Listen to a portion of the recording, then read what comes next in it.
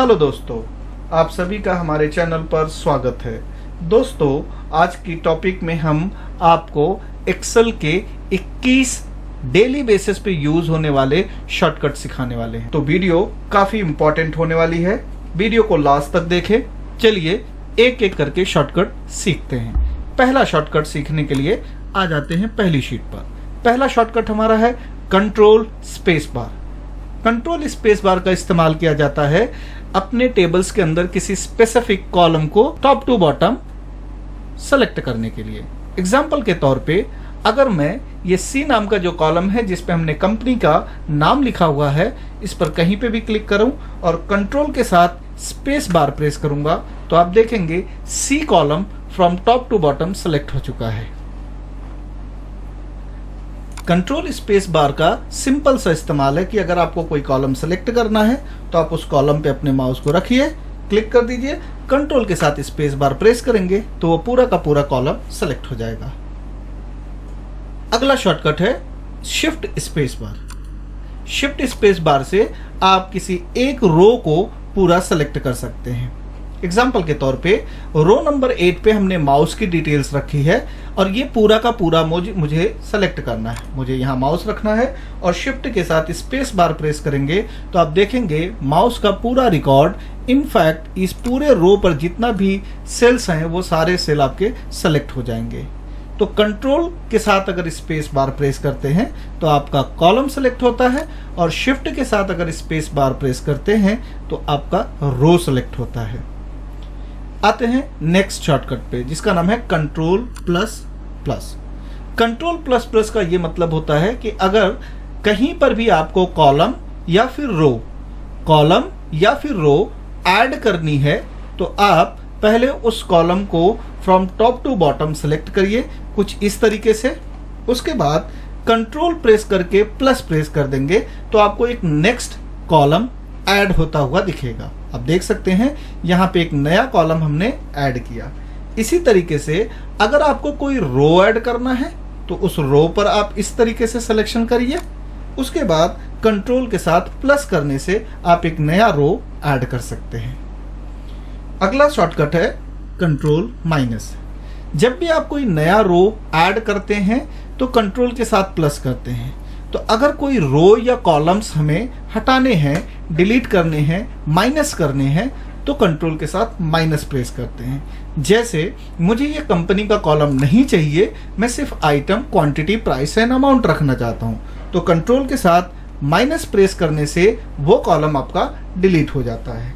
इसी तरीके से अगर हम कोई रो डिलीट करना चाहते हैं, फॉर एग्जाम्पल मैंने माउस का ये रिकॉर्ड नहीं रखना है, इसे डिलीट करना चाहता हूं तो कंट्रोल के साथ माइनस प्रेस करेंगे। इसके अलावा अगर आप मल्टीपल रोज या मल्टीपल कॉलम्स को भी डिलीट करना चाहते हैं तो आपको इस तरीके से सिलेक्शन करना है और कंट्रोल के साथ माइनस प्रेस करने से आपका वो पूरा रिकॉर्ड डिलीट हो जाएगा।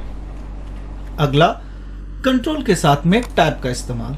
अगर आपने करंटली एक से ज्यादा वर्कशीट ओपन की है और आप एक शीट से दूसरी शीट पे जाना चाहते हैं तो ऐसी कंडीशंस में आप कंट्रोल के साथ टैब बटन का प्रयोग कर सकते हैं। फॉर एग्जांपल अगर मैं कंट्रोल और टैब दबाता हूं तो अब आप देखिए मेरे पास एक नई शीट खुल गई है। इस शीट पे हमने इंडेक्स फंक्शंस के बारे में सीखा है। अगर मैं दोबारा कंट्रोल टैब प्रेस करता हूं तो आप आ जाएंगे 21 एक्सेल शॉर्टकट पर। ठीक है, ये जो हमारी ओरिजिनल अभी जो करंटली हम लर्न कर रहे हैं। तो कंट्रोल टैब के इस्तेमाल से आप अलग अलग वर्कशीट पर इस तरीके से मूव कर सकते हैं। नेक्स्ट हमारी शॉर्टकट है कंट्रोल F9। कंट्रोल F9 का इस्तेमाल किया जाता है अपनी वर्कशीट को मिनिमाइज करने के लिए। फॉर एग्जांपल अगर हम इस शीट को मिनिमाइज करना चाहते हैं तो देखिए इसके पहले एक शीट है, जो शीट खुली हुई है वो है इंडेक्स मैच की। तो जब ये मिनिमाइज होगी तो इंडेक्स मैच वाली शीट आपके सामने आ जाएगी। आपको क्या करना है, कंट्रोल प्रेस करके F9 प्रेस कर देना है। तो जो करंटली हमारी शीट थी 21 एक्सेल शॉर्टकट शीट, वो फिलहाल के लिए मिनिमाइज हो गई है और आपको जो शीट दिख रही है वो इंडेक्स मैच की शीट दिख रही है। अगर वो शीट फिर से दोबारा चाहिए तो आप कंट्रोल के साथ टैब प्रेस के ऑल्ट के साथ टैब प्रेस करेंगे तो आपको वो दोबारा वापस आ जाएगी। अगला शिफ्ट के साथ F11 करने से।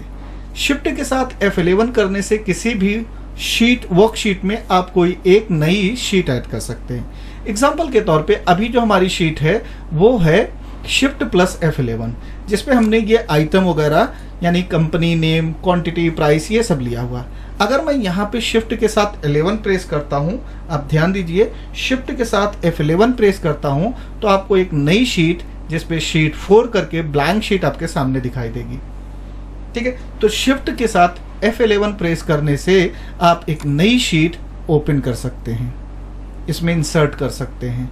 अगला शॉर्टकट की है Alt E L। Alt E L का इस्तेमाल हम करते हैं किसी भी फाइल को परमानेंटली, यानी कोई भी वर्कशीट है अगर उसे परमानेंटली आप डिलीट करना चाहते हैं तो Alt प्रेस करिए, Alt के बाद E प्रेस करिए और फिर L प्रेस करिए। आप यहाँ पे मैसेज को ध्यान से देखिए, Microsoft Excel will permanently delete this sheet, do you want to continue.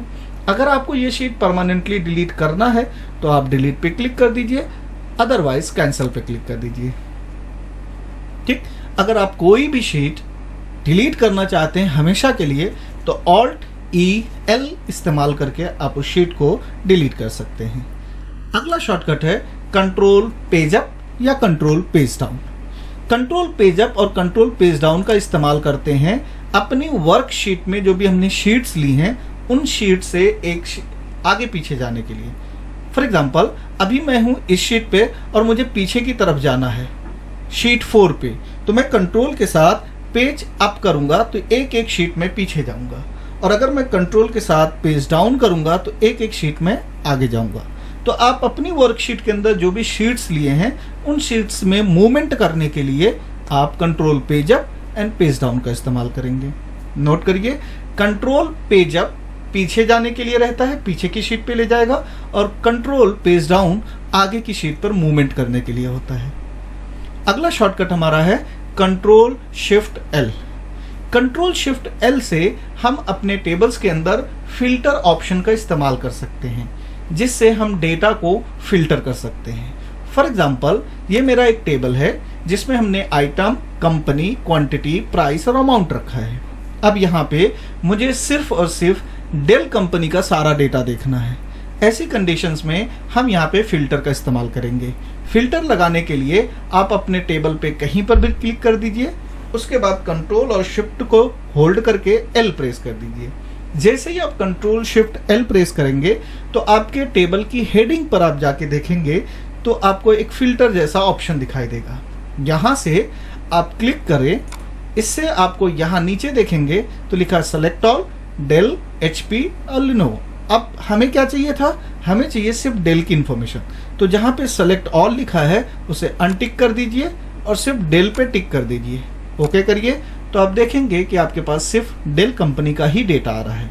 इसी तरीके से इसे हटाने के लिए आप एक काम कर सकते हैं, क्लियर फ्रॉम कंपनी पे क्लिक कर देंगे तो सारा का सारा फिल्टर हट जाएगा। अगर इस फिल्टर को रिमूव करना है तो फिर से आप कंट्रोल शिफ्ट L प्रेस कर देंगे तो फिल्टर हट जाएगा। दोबारा अगर कंट्रोल शिफ्ट L प्रेस करेंगे तो फिल्टर ऐड हो जाएगा। तो होप आपको फिल्टर समझ में आया होगा। अगला शॉर्टकट है कंट्रोल F1। कंट्रोल F1 का इस्तेमाल किया जाता है रिबन्स को मिनिमाइज करने के लिए। रिबन क्या होता है पहले वो समझ लेते हैं। यहाँ पे ये जितने भी ऑप्शंस आपको दिख रहे हैं ये सारे रिबन कहलाते हैं। मैं उसका एक छोटा सा एग्जांपल दिखाता हूँ। आपको customize quick access toolbar पे जाना है। आप यहाँ पे देखेंगे तो लिखा है शो बिलो द रिबन। अभी जो हमारा customize quick access toolbar है वो रिबन के ऊपर है। तो अगर मैं इसे नीचे लाना चाहता हूँ तो मुझे यहाँ क्लिक करूंगा तो आप देख सकते हैं इसके नीचे आ गया, यानी ये पट्टी पूरी हमारी रिबन में जाती है। दोबारा मैं यहाँ पे आऊंगा तो एबव आ रहा होगा, क्लिक करूंगा तो ये ऊपर चला जाएगा। तो ये पूरी रिबन को अगर आपको मिनिमाइज करना है तो कंट्रोल के साथ F1 प्रेस कर दीजिए, इससे आपका रिबन मिनिमाइज हो जाएगा। दोबारा कंट्रोल F1 प्रेस करेंगे तो मैक्सिमाइज हो जाएगा। होप कि आपको ये समझ में आया। अब आते हैं अगली शॉर्टकट पे।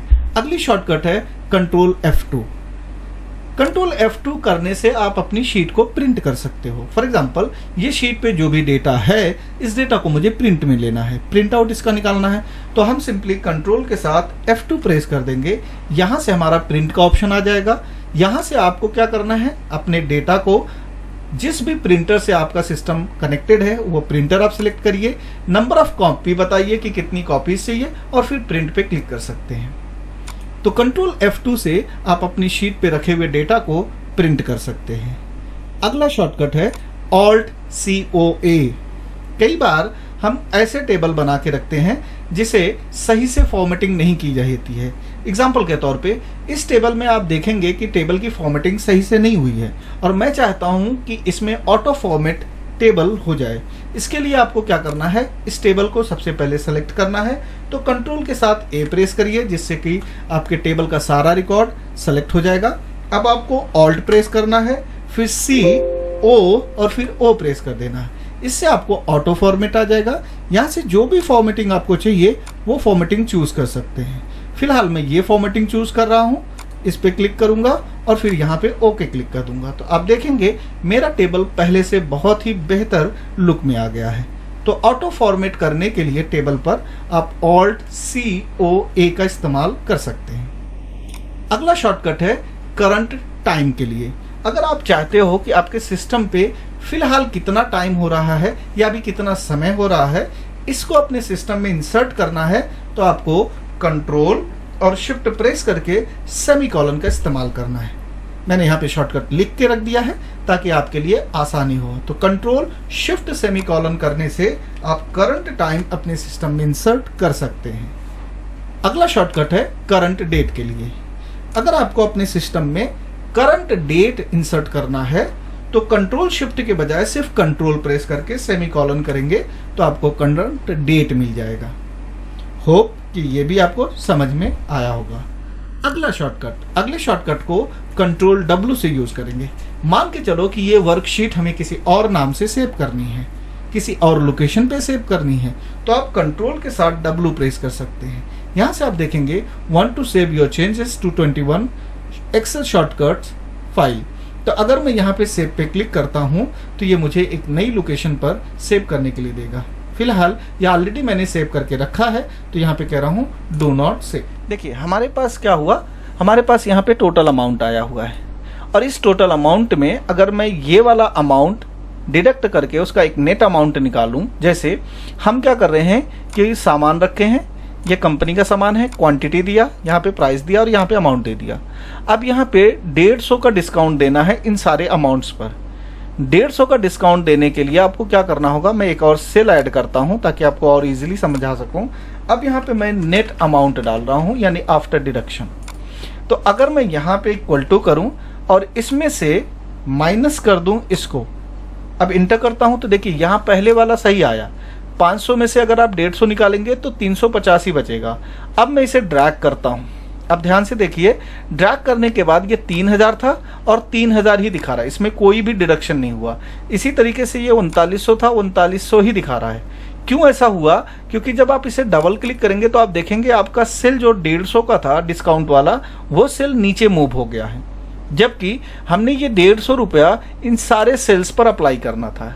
ऐसी कंडीशंस में हम फ्रीज का इस्तेमाल करते हैं। फॉर एग्जांपल अगर मैं यहाँ पे इक्वल टू लगाता हूँ और ये है हमारा वो अमाउंट जो हमें पे करना था, लेकिन शॉपकीपर ने हमें 150 रुपये का डिस्काउंट दिया है। अब ये जो 150 का डिस्काउंट है ये इन सब के लिए एप्लीकेबल होगा। तो ये 150 वाले अमाउंट को हम यहाँ पे सेलेक्ट करके F4 कर देंगे।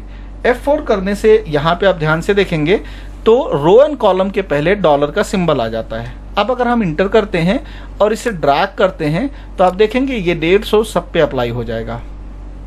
होप कि आपको ये समझ में आया होगा। अब आप डबल क्लिक करके देखेंगे तो जो डिस्काउंट वाला कॉलम था वो अपनी जगह पे स्टेबल है और सिर्फ आपका अमाउंट वाला कॉलम मूव हो रहा है। होप कि आपको ये समझ में आते हैं नेक्स्ट वीडियो पे। अगला हिस्सा है कंट्रोल F1।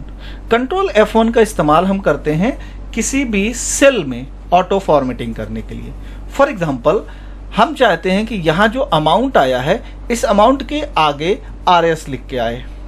RS लिखने के लिए हमें इन सेल्स में बदलाव करना होगा। तो इसके लिए हम कंट्रोल के साथ 1 प्रेस करेंगे, इससे फॉर्मेट सेल खुलेगा।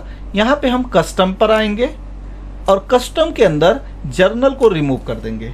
अब इस जगह पे हमें क्या करना है, सबसे पहले चाहिए RS, तो डबल इन्वर्टेड कॉमा ले रहे हैं, और यहाँ पे मैं RS टाइप कर रहा हूँ, कॉलन लगा रहा हूँ, फिर डबल इन्वर्टेड कॉमा, स्पेस दिया और फिर हैश लगा दिया।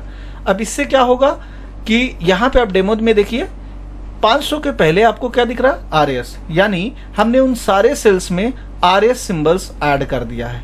तो कंट्रोल F1 करने से आपके पास फॉर्मेट सेल आता है, इसमें अलग अलग फॉर्मेटिंग आप कर सकते हो, जैसे अलाइनमेंट भी है, फॉन्ट है, बॉर्डर है, फिल है, प्रोटेक्शन भी आप दे सकते हो। इसके अलावा नंबर फॉर्मेट में ये सारी फॉर्मेटिंग आप कर सकते हो। होप कि आपको ये समझ में आया होगा। अगला है Alt F1। Alt F1 का इस्तेमाल करते हैं हम चार्ट क्रिएट करने के लिए।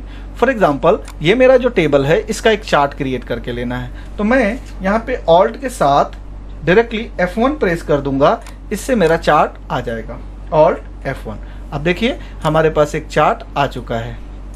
यहाँ पे इस टेबल के बेस पे हमने एक चार्ट क्रिएट कर दिया, जिसमें हमने इस बेस पर, जैसे आप देख सकते हैं डेल का माउस, HP का स्पीकर, लिनोवा का, तो अगर हम यहाँ पे किसी में भी कोई बदलाव करेंगे तो ये चार्ट ऑटोमेटिक उसे डिटेक्ट कर लेगा। फॉर एग्जांपल यहाँ पे आप देखिए डेल का जो माउस है वो 2 क्वांटिटी है। अगर मैं इसको 50 क्वांटिटी में कन्वर्ट करूँ तो आप मेरे सेल को आप देख सकते हैं, यहाँ पे उसकी क्वांटिटी के हिसाब से उसका अमाउंट बढ़ गया और क्वांटिटी का सेल, ये अभी अमाउंट हो गया 12,500, तो यहाँ पे उस अमाउंट का जो चार्ट है वो बड़ा हो गया। यहाँ पे आप देख सकते हैं कलर के हिसाब से, ठीक है, ये प्राइस का है, ये क्वांटिटी का है। अब मैं अगर प्राइस को भी ले लूँ, सपोज दैट इसकी प्राइस है 8,500, एंटर करता हूँ तो अब आपको कुछ अलग दिखाई देगा। तो इस तरीके से आप चार्ट क्रिएट कर सकते हैं सिंपल तरीके से, आपको कुछ करने की ज़रूरत नहीं है। आप सिंपली क्या करेंगे, टेबल पे अपना माउस रखेंगे या पूरा टेबल सेलेक्ट करेंगे और ऑल्ट के साथ F1 प्रेस करेंगे, ऑल्ट के साथ F1 प्रेस करेंगे तो आपको इस तरीके से चार्ट इंसर्टेड मिल जाएगा। अगला टेबल है control shift U। Control shift U का इस्तेमाल करते हैं हम फॉर्मूला बार को एक्सपेंड करने के लिए। अभी हमारा फॉर्मूला बार यहाँ पे जो दिख रहा है इसको थोड़ा बड़ा करना है, तो हम क्या करेंगे, यहाँ पे कंट्रोल और शिफ्ट दबाकर U प्रेस करेंगे तो आप देखेंगे फॉर्मूला बार आपका बड़ा हो गया। फिर से अगर कंट्रोल शिफ्ट U प्रेस करेंगे तो वो फिर से स्ट्रेच यानी छोटा हो जाएगा। तो आप फॉर्मूला बार को बड़ा या छोटा करने के लिए कंट्रोल शिफ्ट U का इस्तेमाल कर सकते हैं। अगला शॉर्टकट है कंट्रोल T। कंट्रोल T का इस्तेमाल करते हैं टेबल फॉर्मेट में लेने के लिए। जैसे अगर मैं इस टेबल को देखूं, इस टेबल को अभी मैं यहाँ पे इसका जो डेटा है वो हटा देता हूँ इस तरीके से। अब ये पूरा हिस्सा मैं सेलेक्ट करता हूँ और कंट्रोल T का इस्तेमाल करता हूँ। कंट्रोल T करने से आप देखिए यहाँ पे क्रिएट टेबल आया और my table has an header, मेरे टेबल में हेडर है, मैंने उसे टिक किया हुआ है, ओके कर दिया। अब ये जो टेबल हमारा था, हम यहाँ से इसके स्टाइल वगैरह बदल सकते हैं, जैसे भी आपको स्टाइल चाहिए वैसे स्टाइल आप ले सकते हो।